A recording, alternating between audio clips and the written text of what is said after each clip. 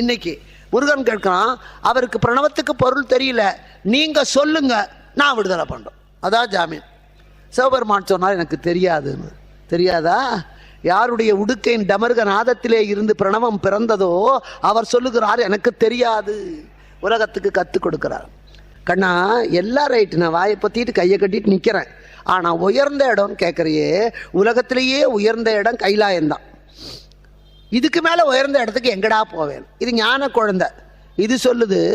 முருகன் சொல்கிறான், ஏன் உயர்ந்த இடம் இல்லை? கைலாசம் உயர்ந்தது, அதுக்கு மேலே நீங்கள் நின்னா நீங்கள் ரொம்ப உயரம். உங்கள் தோள் மேலே நான் உட்காந்தா உங்களை மேலே நான் உயரம். அதனால உங்கள் தோள் மேலே தூக்குங்காணும். முருகப்பெருமானை தோளிலே தூக்கி கொண்டான். வலது காதிலே ஓம், அது பிரணவம். நவம் என்றால் புதுமை, பிரா என்றால் சிறந்தது. வீட்டில் செஞ்சால் சாதம், அதையே கோயிலில் காட்டினா பிரசாதம். என்றைக்கும் புதுமையானது.